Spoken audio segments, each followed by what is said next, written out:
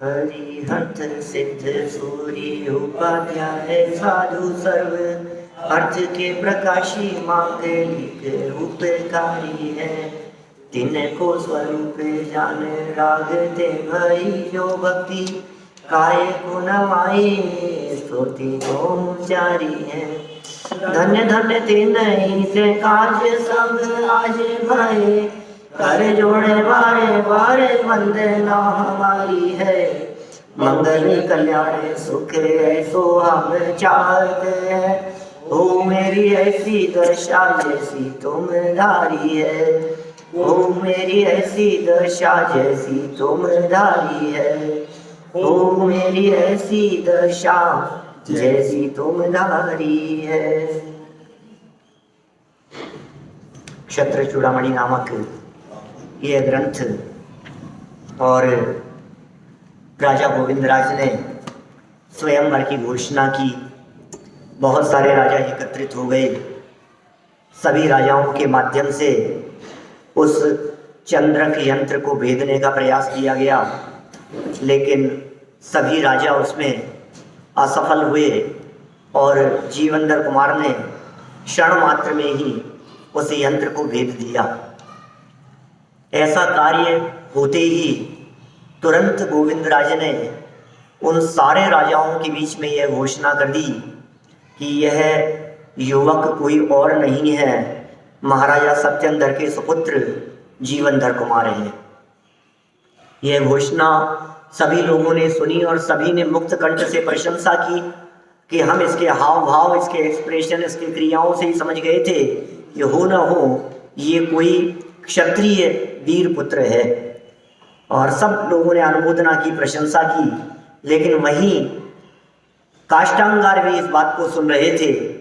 मन ही मन वे घबरा गए कि अब तो मेरा काल नजदीक आ गया है, अब तो मौत निकट दिखाई दे रही है। ये घबराहट काष्टांगार के चेहरे पर दिखाई देने लगी। देखिए आप इसी बात को कुछ बढ़ाते हैं और आगे पेज नंबर है 478 नंबर पेज। काष्टांगार के मन में मथन विषयक अविश्वास। कथमेनं वणिपाशं मथनोप्यवधित तदा आत्मनीनेनात्मान मंजसा नहीं कश्चन। उस समय मथन ने भी इस कुत्सित वैश्य को कैसे मारा।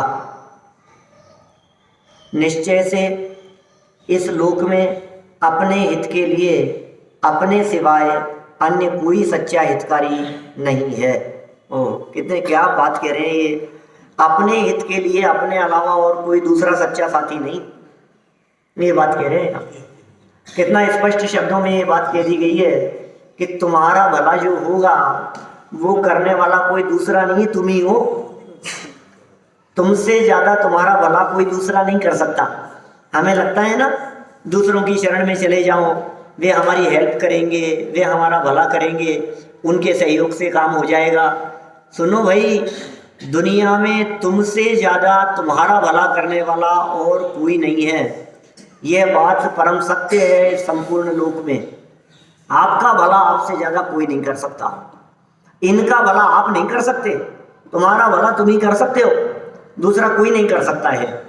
देखिए सरलार्थ, 1 वर्ष पूर्व मैंने अपने प्रिय साले मथन को, इस नीच जीवंधर कुमार को जान से मारने की आज्ञा दी थी। उसने जीवंधर कुमार को क्यों नहीं मारा, उसे जीवित कैसे छोड़ दिया? इससे ज्ञात होता है कि वास्तव में अपने को छोड़कर अन्य कोई अपना हित करने वाला नहीं है। दूसरों के भरोसे छोड़ दिया ना काम। क्या कोई भी काम हो, बड़े से बड़ा काम हो चाहे छोटे से छोटा काम हो, जो काम आपने दूसरों के भरोसे छोड़ दिया वो काम संपन्न होगा, इस बात की गारंटी नहीं। वो काम तभी संपन्न मानो जब आप निकटता से उस कार्य के साथ में जुड़े रहो। आप बार बार में पूछते रहो, दादा हमारे को एक उदाहरण हमेशा देते रहे हैं कि यदि तुम्हें कहीं पोस्ट कार्ड भी डालना हो ना लाल डब्बे में, क्या तो अपने हाथ से डालना, दूसरे को यदि पकड़ा दिया डालने के लिए कि तुम उधर से जाते हुए डाल देना, तो कोई पता नहीं है नहीं ऐसा तो क्यों करेगा कोई व्यक्ति कचरे में डालने का काम। लेकिन जेब में रख करके गया और वो डब्बा निकल गया, भूल गया, घर पहुंच गए, अब घर ले जा करके उसे रख दिया टेबल पर जेब खाली करके, अब भूल गए, अब याद ही नहीं है। अब कौन किसको जिम्मेदार कौन है? जिसका काम है वही जिम्मेदार होता है। जगत में दूसरा व्यक्ति कभी जिम्मेदार नहीं होता। इसलिए सबसे ज्यादा अपना हित करने वाला यदि कोई है तो स्वयं ही है। आप काज महाकाज, आप काज महाकाज तो खुद के द्वारा करना चाहिए। आप देख लीजिए, या फिर ऐसा तो हो नहीं सकता कि सारे काम खुद ही करें, कहना तो पड़ता ही है ना दूसरों को। तो यदि आपने दूसरों को किसी कार्य को करने के लिए कहा है तो आप कम से कम उससे 2-4 बार जब मिले उसे टोको, उसे पूछो किया कि नहीं किया, हुआ कि नहीं हुआ, वो कर दिया था ना। आप भी यदि कह करके भूल गए तो खुद ही भूल गया आदमी, तो जिसको दिया है वो तो भूलेगा ही, उसको क्या मतलब है। देखिए, इसने कार्य दिया था अपने साले को, प्रिय साला था, काष्टांगार का नाम था उसका मथन, और उसको इसने काम दिया था कि तुम्हें जीवनधर कुमार की हत्या करनी है, तुम्हें जीवनधर कुमार को मारना है।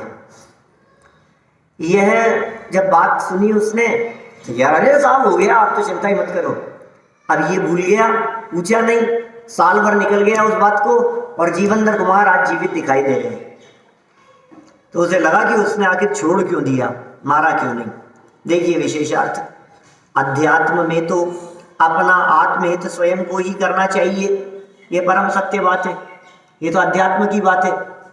मुझे वीतरागता स्वयं के अवलंबन से ही प्रकट होगी, मुझे अतीन्द्रिय आनंद अपने आप के ही अवलंबन से प्रकट होगा, मुझे मुक्ति की प्राप्ति दिलाने वाला कोई दूसरा नहीं हो सकता है। वीतरागता और सर्वज्ञता अपने ही पुरुषार्थ से प्रकट की जा सकती है, किसी मुनिराज का आशीर्वाद नहीं, किसी की पीछे अपने माथे पर नहीं, किसी भगवान का आशीर्वाद नहीं, कोई परमात्मा की कृपा नहीं, अपने का आप होगा।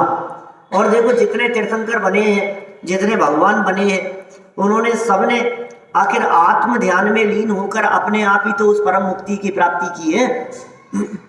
भगवान महावीर स्वामी जब मोक्ष गए तो कौन था उनका साथ देने वाला? अकेले मोक्ष गए हैं, आपको मालूम है? उनके साथ में मोक्ष जाने वाला कोई नहीं था।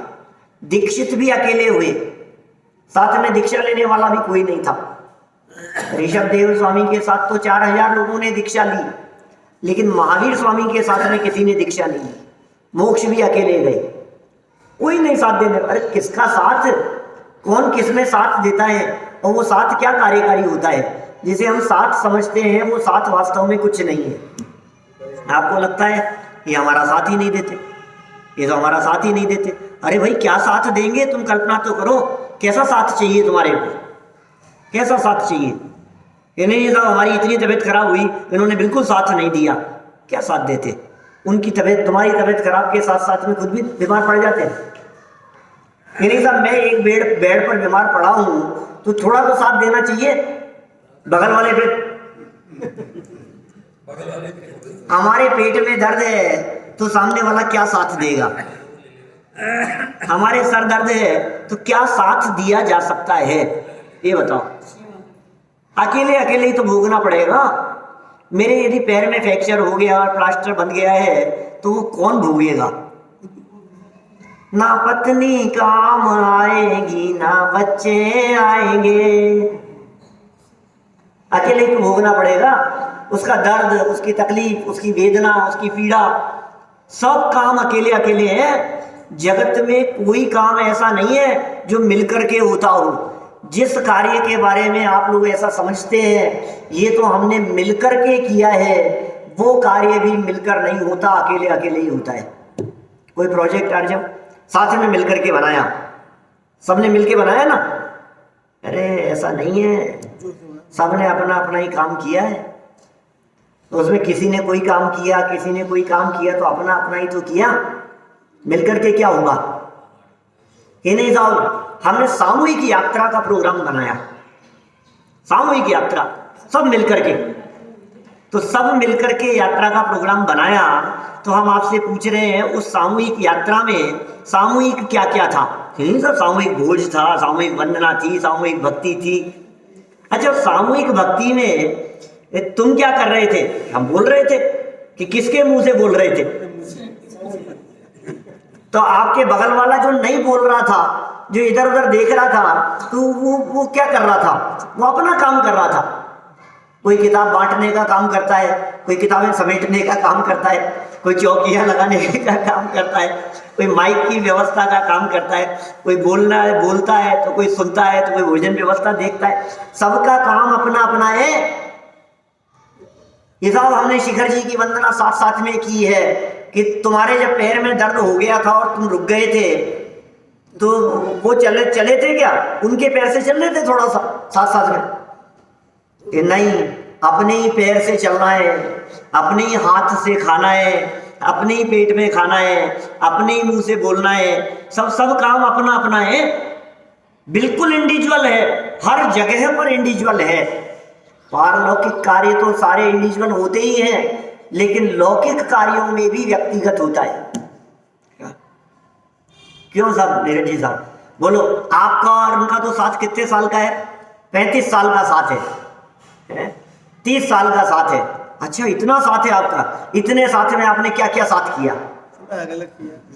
इन्होंने भोजन बनाया और आपने नौकरी की। अब क्या साथ किया बता?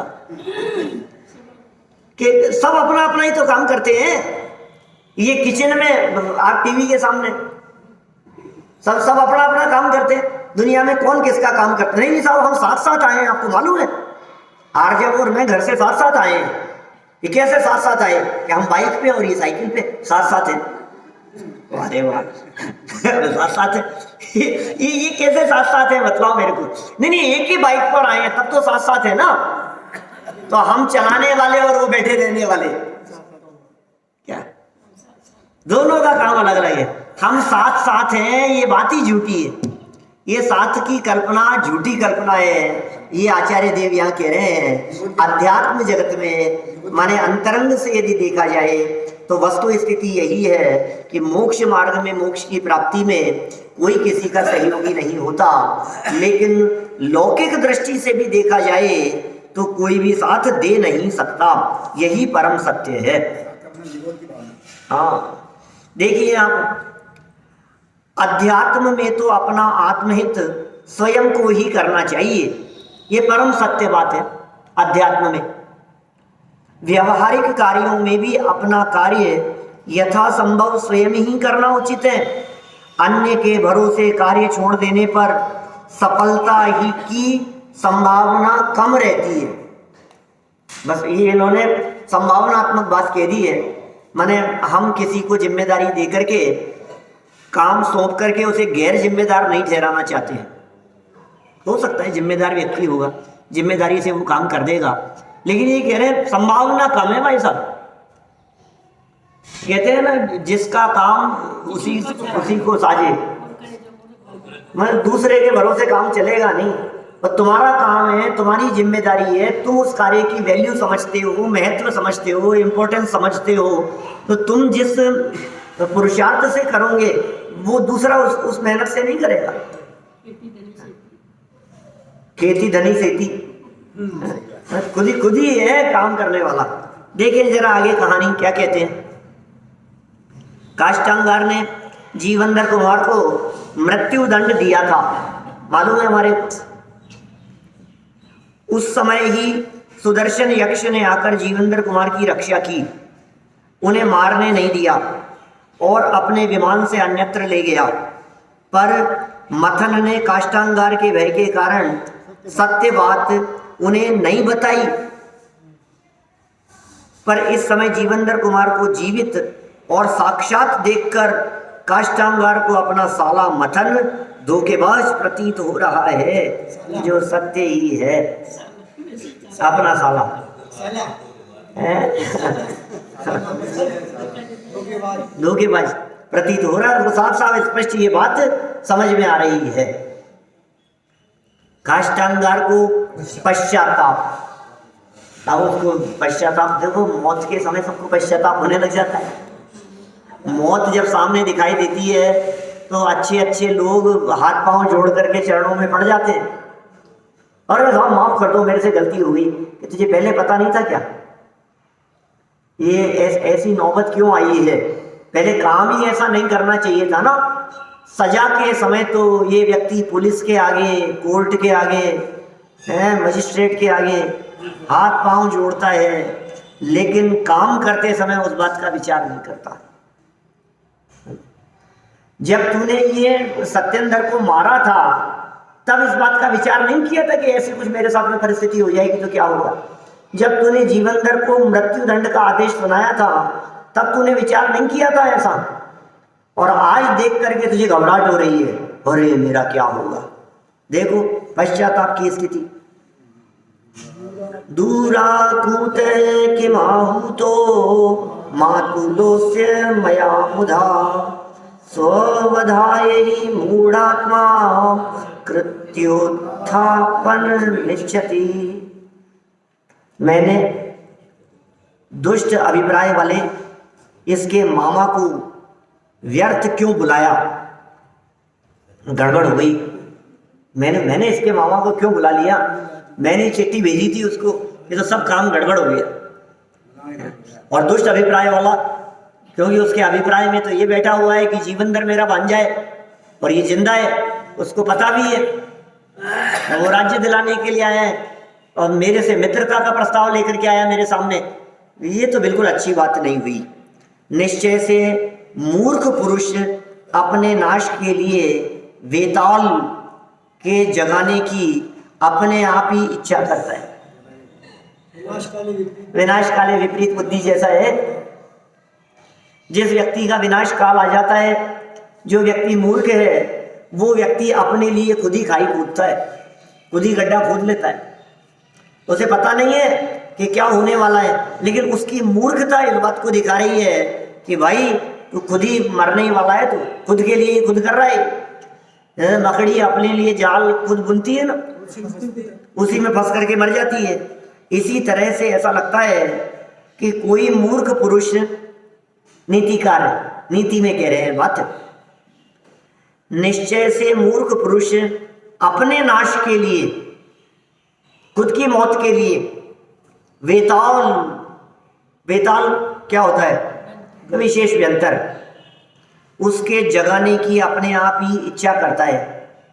कोई मूर्ख व्यक्ति सोते हुए शेर को खुद ही जाकर के जगाए,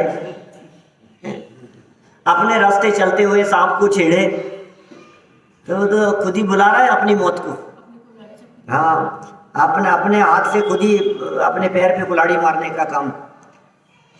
काष्ठांगार मन ही मन पश्चाताप करता हुआ सोचता है कि मैंने जीवनधर कुमार के मामा दुष्ट गोविंदराज को आमंत्रण देकर यहाँ व्यर्थ ही बुलाया, क्योंकि मूर्ख व्यक्ति की मूर्खता स्वयं ही सिद्ध होती है।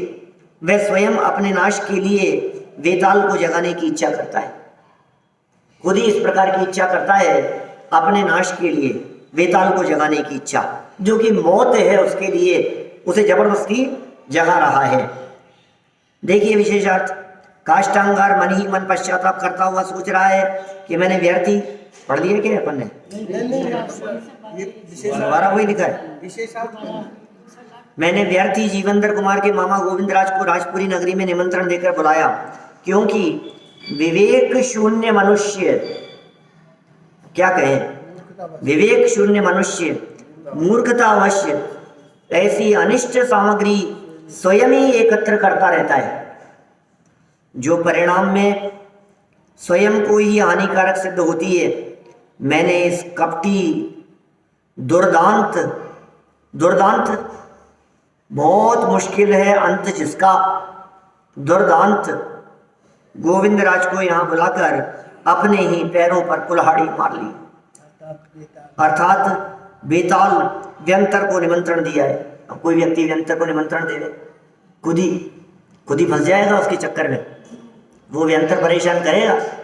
हमारे पंडित साहब जो यहाँ प्रवचन करते थे पहले, संतोष जी झांझरी जी साहब, वे कहा करते थे ये अदृश्य गुंडे हैं। आपने सुना कई बार, बोले इनकी दुश्मनी और दोस्ती दोनों ही खतरनाक है, इनसे आप सावधान रहो। माने जिस तरह से जगत में गुंडे बदमाश लोगों की दुश्मनी तो खतरनाक है ही, उनसे दोस्ती भी कम खतरनाक नहीं है, दोस्ती भी बहुत खतरनाक होती है। उसी तरह से ये व्यंतरादिक जो है,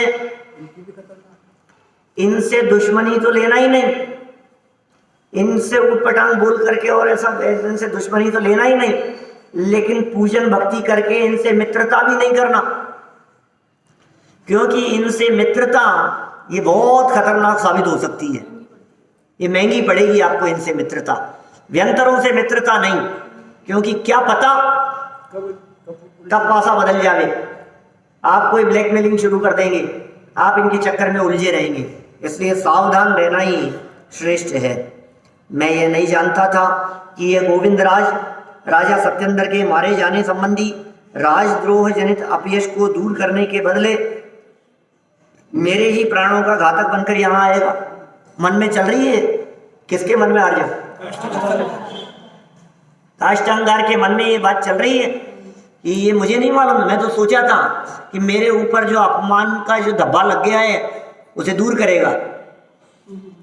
जनता में जो इस तरह की बात फैली हुई है कि इसने मार करके राज्य हड़प लिया, बात तो फैली है ना जगह जगह, बोले ये जो मेरे ऊपर जबरदस्ती इल्जाम लगा है इसको ये आकर के दूर कर देगा, कुछ बात कह देगा तो शांति हो जाएगी, ये बात इसने सोची, लेकिन हुआ उससे उल्टा ही। काष्टांगार का अपनी भावी अनिष्टता पर विचार कर रहा है, भाई साहब क्या करे, इसके पास और कुछ है भी नहीं अभी, चारों तरफ से राजा लोग इकट्ठे हैं और जीवेंद्र कुमार स्वयं मौजूद है, तो जीवेंद्र कुमार की शक्ति को तो इसने देख ही लिया है, और पूरी सेना, ये तो अकेला ही आया है बेचारा, इसके पास तो सेना भी नहीं है, और वो गोविंद राज अपनी सेना के साथ में भी आए हैं, तो चारों तरफ से माहौल ऐसा दिखाई दे रहा है, मन में तो कुछ भी सोच सकता है, लेकिन बोलेगा तो कुछ नहीं, बोलेगा तो मायाचारी में मधुर वचन, लेकिन अंदर ये सारे मायाचारी की बातें मन में उसके चल रही है, भावी अनिष्टता पर वो विचार कर रहा है। गोविंद राज युक्तोयम दुर्दांतः किम न विधित्सति मरुत्सखे मरुद्धूते मह्यम किम बान रह्यते।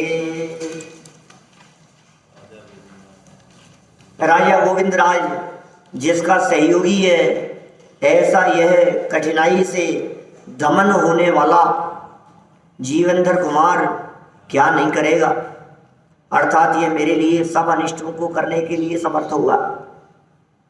राजा गोविंद राज, उसके इतने सारे मित्र, इतने राजागण, ये सब जिसके सहयोगी बनकर के यहाँ खड़े हुए हैं, वो जीवेंद्र कुमार, उसका दमन करना बहुत कठिन है, ये मेरे लिए क्या नहीं करेगा, ऐसा कुछ भी कर सकता है मेरे लिए, मेरे विरुद्ध। निश्चय से वायु के वेग से प्रज्वलित अग्नि के होने पर पृथ्वी में क्या कोई कौन सी वस्तु नहीं जलती, अर्थात सब भस्मीभूत हो जाती है। मालूम है आपको, जंगल में जब आग लगती है तो वो जंगल की आग ज्यों ज्यों हवा चलती है, हवा से वो आग बुझती नहीं है, हवा से वो आग और तेज हो जाती है। साध्य जैसे जैसे हवा चलती है ना, हवा से अपन सोचते हैं आग जल रही है, हवा से बुझ जाएगी, तो अपन तो दीपक बुझाने की सोचते हैं, मोमबत्ती लालटेन बुझाने की सोचते हैं, फूंक मारी और बुझ गई तो बुझ जाती है वो। लेकिन जंगल में लगी हुई आग वो हवा से नहीं बुझती है, क्योंकि चारों तरफ ईंधन दिखाई दे रहा है, ईंधन, लकड़ियां, घास फूस, पत्ते, पेड़ सब, तो इधर से हवा चली तो उसकी जो लपटें उठ करके दूसरे को टच किया, उसको जला दिया, मां धधकने लग गई। फिर और तेज हवा चली तो और जो जो वस्तुएं उससे टच होती चली जाएगी वो सब जलती चली जाती है। दावानल कहते हैं, दावानल, जंगल की अग्नि के लिए कौन सा शब्द प्रयोग किया जाता है? दावानल शब्द का प्रयोग किया जाता है। ऐसी अग्नि अभी उधर कैलिफोर्निया साइड और उधर बहुत बहुत जंगल जलते रहते हैं, हजारों किलोमीटर में, हजारों किलोमीटर के जंगल वैसे जलते रहते हैं, धधकते रहते हैं। गवर्नमेंट सोचती रहती है क्या करें, इनका उपाय क्या करें, और अपने आप लग जाती है आग, और कोई बुझाने में समर्थ नहीं हो पाता। ज्ञान घन घान बुझावे, ऐसा दौलत राम जी ने कहा है। विषय चाह दब दाह जगत जन अरनि धजावे, तास उपाय न आन ज्ञान घन घान बुझावे। ज्ञान की घनी वर्षा वो विषय रूपी अग्नि को शमन करने में समर्थ है। जिस तरह से जंगल में लगी हुई अग्नि को मूसलाधार बरसात ही हो, बादल ही बरसे ऊपर से, तो ही बुझा सकते हैं। आपकी दमकल नहीं कर सकती कुछ भी, क्या कोई व्यक्ति नहीं कर सकता कुछ भी, ये तो आसमान से बरसात हो तो वो बुझे।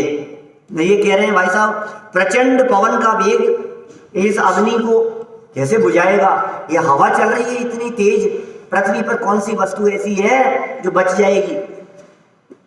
विश्वम जिघत सुमिव सम्मुख ममापतंतम, ये कैसा लगता है, सारे विश्व को निगल जाएगी ऐसी अग्नि, ऐसी लपटें हो रही, तो दौड़े जा रही है, तो सेकंडों के अंदर किलोमीटर स्वाहा हो रहे हैं। क्या होगा ये, थोड़ी देर में तो सब खत्म हो जाएगी। ऐसी अग्नि जिसके भीतर चल रही हो, ऐसा जीवनधर कुमार, क्या उसकी उस अग्नि में मैं जीवित बच पाऊंगा, ये विचार काष्ठांगार के मन में चल रहे हैं।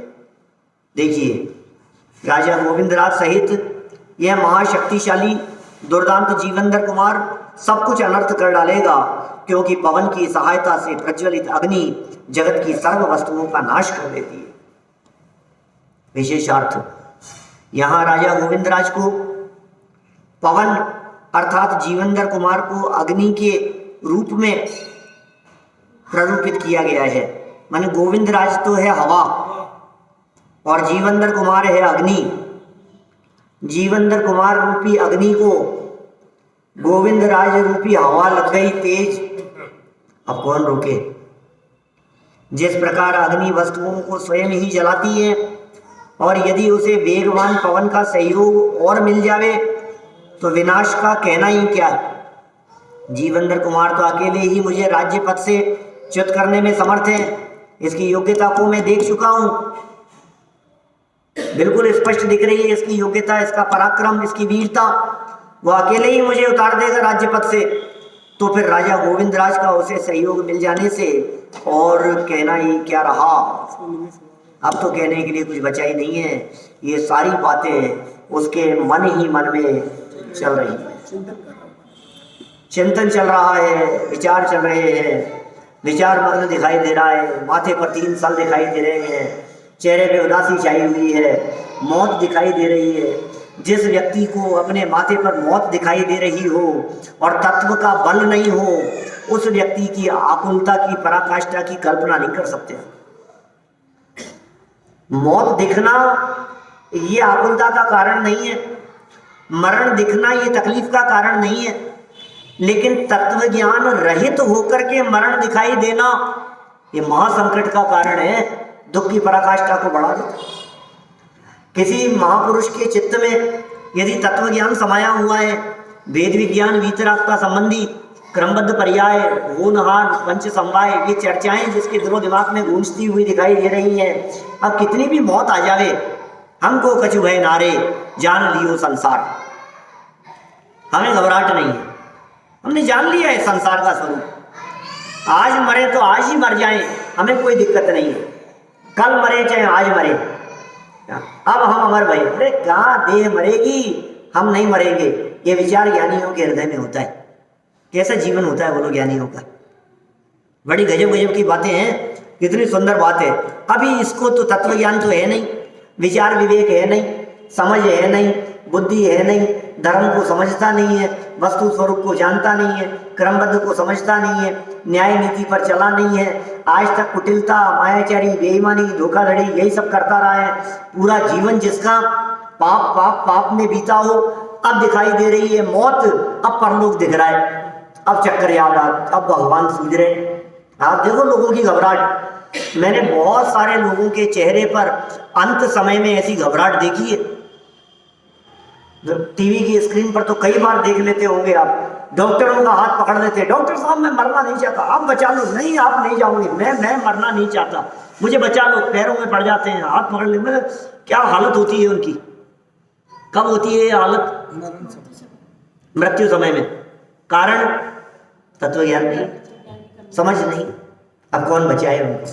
अब देखो जीवेंद्र कुमार की बात कहते हैं, जीवेंद्र कुमार के मित्रों की चतुराई। जीवन का इति चिंता कुलम शत्रुम स्वामी मित्राणि चिक्षिपुः विपदो वीत पुण्यानां तिष्ठन् केव विपृष्ठत। ओ देखो आप क्या कह रहे हैं। जीवेंद्र कुमार के मित्रों ने इस प्रकार चिंता से व्याकुल शत्रु काष्टांगार को भड़काया। बहुत होशियार थे वो सब, हैं? आग में घी डालने का काम, जले पे नमक छिड़कने का काम, हैं? जलते हुए को और जलाने का काम, चिढ़ते हुए को और चिढ़ाने का काम, टेंशन से व्यक्ति को और अधिक डराने का काम, डरते हुए को और अधिक डरा दिया गया। देखिए कैसे काम है। तो बहुत होशियार थे वो सब, चतुर थे। जिसके माथे पे 3 साल दिखाई दे रहे हैं, चेहरा उदास दिखाई दे रहा है, जानते तो थे ही, और पास में जाकर के और भड़काना शुरू किया। निश्चय से जिनका पुण्य कर्म क्षीण हो गया है उन पुरुषों के विपत्तियां पीछे लगी रहती हैं। ओह भाई साहब क्या नीति है। पुण्य क्षीण हो गया ना तो संकट पीछे पड़े ही रहेंगे, विपत्तियां दिखाई देती रहेंगी चारों तरफ से, एक के बाद एक आफत, विपत्तियां, परेशानियां, ये सब माथे पर आकर के मंडराती रहेगी। जिनका पुण्य क्षीण हो गया और जिनके साथ में पुण्य चल रहा है उनके आसपास में विपत्तियां भटकती भी नहीं। ये पवित्र जिनका जीवन है, पुण्य जिनके साथ में है, उन व्यक्तियों के ऊपर विपत्तियां नहीं आती। आपके ऊपर विपत्तियां आती हुई दिखाई दे रही है तो समझ लेना पुण्य क्षीण हो गया है। कुछ सत्कार्य करो, सत्कर्म आपके माध्यम से किए जाने की जरूरत है। आपके वजह से पाप का घड़ा भर गया, ऐसी जो बातें कही जाती है। पुण्य कर्म क्षीण हो गया, उन पुरुषों के विपत्तियां पीछे लगी रहती है, विपत्तियां पीछे लगी रहती है, एक के ऊपर एक विपत्तियां माथे पर धरी रहेंगी। देखिए आप इन्हीं बातों को ये यहाँ सरल अर्थ विशेषार्थ के अंदर समझा रहे हैं। मार्मिक बातें हैं। उपयुक्त प्रकार से चिंतातुर एवं निकट भविष्य में उत्पन्न होने वाले संकट से भयभीत काष्टांगार को जीवेंद्र कुमार के मित्रों ने जीवेंद्र कुमार के ही विरोध में भड़काया। मित्र जीवेंद्र कुमार के भड़का रहे हैं उसी के खिलाफ, लेकिन किससे? अपनी चतुराई से, अपने छल से, चिंतातुर दिखाई देने वाले। क्योंकि पुण्यहीन मनुष्यों के पीछे विपत्तियां एक के बाद एक आती रहती है। पुण्य क्षीण हो गया भाई साहब। कहते हैं ना, जब तक तेरे पुण्य का बीते नहीं करार, और तब तक तुझको माफ है अवगुण करो हजार। अवगुण करो हजार कब तक? जब तक तेरे पुण्य का बीते नहीं करार। पुण्य का करार, पुण्य की अकड़, पुण्य का उदय, ये जब तक तेरा पुण्य का बैलेंस चल रहा है ना तब तक तेरे को माफ है। क्या कंस के लिए थोड़ी ने कहा था, कंस के लिए नहीं, ये तो वो था दूसरा कोई। हाँ कंस के लिए तो कही थी, कंस के लिए कही थी ना, 100 तक माफ करूंगा मैं। क्या और जैसे ही 101 हो जाएगा फिर बस। तो ये तो 100 की बात नहीं, ये तो कौन करने वाला, वो कोई सजा देने वाले कौन हो सकते हैं? मेरा पुण्य जब तक है तब तक कोई मेरा बाल बांका नहीं कर सकता है। पुण्य का उदय जब तक रहेगा, और पुण्य खत्म हो गया तो मित्र हरि हो जाए जगत में अशुभ उदय के आने से। अरे पाप कर्म का उदय आ जाता है तो आपके सगे संबंधी, आपके मित्र, आपके इष्ट आपको अनुकूल लगने वाले, आप जिनके लिए जान देते थे, जो आपके लिए जान देते थे, आज वे ही आपके विरोध में जाकर के खड़े हो जाते हैं, शत्रु बन जाते हैं, दुश्मन बन जाते हैं। स्पष्ट दिखाई देने लगता है। आप प्रकट देखेंगे, आपको सारे दुनिया भर में इस तरह के किस्से नज़ारे दिखाई देंगे। राजा महाराजाओं के केस में, समाज में, दुनिया में, राजनीति में ऐसी ऐसी घटनाएं, घर घर में, परिवारों में ऐसी बातें दिखाई देती है। ये वही बेटा है जो मेरे लिए जान देता था, ये वही पिताजी हैं, हत्या करके चले गए। बोलो आप, बच्चे माँ बाप को मार देते हैं, माँ बाप बच्चों को मार देते हैं, भाई भाई को मार देता है, पति पत्नी की हत्या कर देती है, वो उनका धन हड़प लेते हैं। नौकर, सेवा करने वाला, सेवा भावी, जिनकी प्रशंसा करते हुए मालिक थकते नहीं थे, आज वे उन्हीं की हत्या करके सारा धन चोरी करके ले गए। ये क्या घटनाएं घटती है। पुण्य के उदय में दंड का प्रावधान नहीं होता। पुण्य के उदय में दंड का प्रावधान नहीं है। अब पाप कर्म के उदय में आप फ्री नहीं हो सकते हो। ये आप ही की कही हुई बात है। देखो अब क्या कहा, पुण्यहीन पुरुषों, मनुष्यों के पीछे बीमारियां भी आएगी, तकलीफ भी आएगी, मारने वाले भी आएंगे, अपयश कीर्ति का उदय भी आएगा, संकट भी आएगा, धन भी चला जाएगा, परिवार वाले भी बुरा भला कहने लगेंगे, समाज से भी इज्जत चली जाएगी, सब कुछ हो जाएगा। सब पुण्य चला गया तो देखिए आगे क्या कह रहे हैं, विशेषार्थ में क्या बात कह रहे हैं। पुण्यहीन होना ही विपत्तियों को आमंत्रण देना है। आप पुण्यहीन हो गए ना, विपत्तियों को आमंत्रण दे रहे हैं आप पुण्यहीन होकर के। जब तक पूर्वबद्ध पुण्य कर्म का उदय रहता है, तब तक आपत्तियों के आने के लिए स्थान नहीं है। माने पुण्य और विपत्तियां, ये दोनों एक ही आसन पर एक साथ नहीं बैठ सकती। जब तक पुण्य बैठा है, तब तक विपत्तियां दूर बैठी हैं, और जब पुण्य चला गया तो विपत्तियां फटाफट आकर के संभाल लेंगी, माथे पर आकर के बैठ जाएंगी।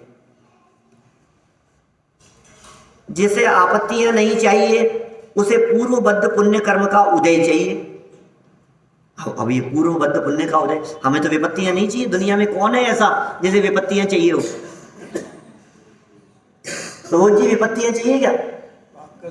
अपने को चाहिए ही नहीं, किसी को भी नहीं चाहिए। विपत्ति किसको चाहिए? संकट तो किसी को भी नहीं चाहिए। तो फिर क्या करें? तो आपको पुण्य, पूर्वबद्ध पुण्य का उदय चाहिए, तब जाकर के विपत्तियां नहीं आएगी। अब पिछला पुण्य का उदय चाहिए तो वो कहां से आएगा भाई साहब? हैं? पिछले जन्मों का, पिछले जीवन का, पिछले वर्षों का हमारे द्वारा किया गया पुण्य वो कहाँ आएगा? ये तो बताओ। ये देखिए, पुण्य बंध के लिए जीव के पुण्य परिणाम होना आवश्यक है। घुमा दी पूरी की पूरी गाड़ी। क्या भैया, पुण्य के उदय के बिना काम नहीं होता। सारे अनुकूल कार्य जितने जगत में होते हुए दिखाई देते हैं, वो तेरे उदय के अनुसार होते हुए दिखाई देते हैं। भाई प्रथमानुयोग का ग्रंथ है। अभी यदि यही द्रव्यानुयोग लागू करते तो कण कण की स्वाधीनता की बात करते, फिर उदय की बात नहीं करते, है ना। तो चर्चा प्रथमानुयोग स्टाइल में ही कर रहे हैं सब कुछ। पुण्य बंध के लिए क्या करें? पुण्य परिणाम चाहिए। पुण्य परिणामों से पुण्य बनता है। और पुण्य परिणामों के लिए क्या करें? कि देव शास्त्र गुरु की सेवा भक्ति आवश्यक है। जिनेंद्र देव की सेवा करो, जिनेंद्र देव की भक्ति करो, देव शास्त्र गुरु की पूजन करो, उनकी विनय करो, ये बहुत जरूरी है। पंच परमेष्ठियों की भक्ति, उनकी पूजन, उनकी आराधना, उनके स्वरूप को समझना, ये जब तक आपकी लाइफ में नहीं होगा तब तक आपके पुण्य कहाँ आएगा। ये पुण्य के बैलेंस को भी बढ़ाते हैं और नए पुण्य को भी संचित करते हैं। पूर्व के बंधे हुए पाप को भी पुण्य में संक्रमित करते हैं। ये सब कार्य मैं कभी कभी ऐसा कहता हूँ, आप यहाँ आकर के बैठे हैं स्वाध्याय सभा में, तो आपको पता नहीं है आपके किस जाति का उत्कृष्ट पुण्य ये स्वयमेव बंध रहा है अपने आप ही। मंदिर की तरफ आपने कदम बढ़ाए, जिन मंदिर में आप आकर के बैठे ये तत्व चर्चा सुनने के लिए, ये कान में पड़ने मात्र से आपके पुराने बंधे हुए पाप कर्म वे स्वयमेव ही निवृत्त हो जाते हैं अपने आप ही, बिना फल दिए हुए। आपने जगत में ये बात सुनी होगी कि कर्म का फल तो भोगना ही पड़ता है साहब, अपने पाप कर्म का फल तो भोगना ही पड़ेगा। आज मैं ये बात कह रहा हूं कि वो बिना भोगे भी चला जाएगा। पाप बांधा था ना आपने, पाप किए थे ना, वे पाप उल्टा होकर के वो पाप पुण्य में बदल करके आपको फल देवे। ऐसी परिस्थितियां अपने आप हो रही है, अपने को पता ही नहीं है, अंदर ही अंदर चल रहा है ये सब।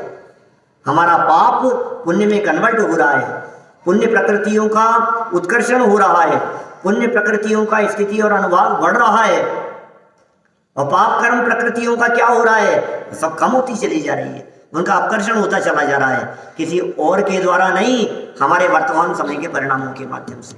बहुत बड़ी पावर है हमारे पास में ताकत है। देव शास्त्र गुरु की भक्ति, पूजन करो, भक्ति करो, देव शास्त्र गुरु की भक्ति में मन लगाओ, भजन में, भक्ति में, स्तुति में, व्रत में, उपवास में। तो आगे भी कह रहे हैं, देखो आप, सेवा भक्ति के लिए देवादि का स्वरूप जानना भी परम आवश्यक है। नहीं अंधभक्त होकर के हे भगवान तेरी ही कृपा से, मैंने तेरे ही भरोसे, हे भगवान तेरी कृपा तेरा भरोसा, तो फिर वो मजा नहीं आएगा। ऐसे ऐसी स्वार्थ वृत्ति में मजा नहीं आएगा। इसलिए देव शास्त्र गुरु का स्वरूप समझ लेना भी परम आवश्यक है। क्या मास्टर साहब, सबसे पहले तो परिणाम उज्जवल हो, परिणामों की उज्जवलता के लिए देव शास्त्र गुरु का समागम हो, और देव शास्त्र गुरु के समागम से परिणाम उज्जवल हो जाए और काम हो जाएगा। इसके लिए पहले देव शास्त्र गुरु का स्वरूप समझना भी आवश्यक है। देखिए, स्वरूप के निर्णय के लिए शास्त्रों का स्वाध्याय। लो आप देव शास्त्र गुरु का निर्णय कैसे होगा, आप उनके स्वरूप को जानेंगे कैसे, आप उनके स्वरूप को पहचानेंगे कैसे? शास्त्रों का स्वाध्याय। और स्वाध्याय तो कर लिया, अब क्या करें? तत्वों का मनन चिंतन, सत्य समागम, क्या साधर्मियों का साथ। ये जो सत्य समागम हमारे को मिल गया है, ये समागम बने रहे, ये समागम मिलते रहे। इन समागमों को बुद्धिपूर्वक अपनाओ, अपने दोस्त ऐसे बनाओ, अपने साथी ऐसे बनाओ, अपनी रिश्तेदारी ऐसी बनाओ, अपने संबंध इस प्रकार के हो जो साधर्मी हो, जो विचारवान हो, जो इस तत्व ज्ञान से जुड़े हुए हो, जिनके जीवन में तत्व ज्ञान होगा। यदि वहां संपन्नता न भी हो तो कोई बात नहीं, शांति होगी, क्योंकि शांति और संपन्नता इन दोनों का कोई मेल नहीं है। सारा जगत संपन्नता में शांति समझता है, लेकिन संपन्नता बहुत हो फिर भी शांति नहीं हो।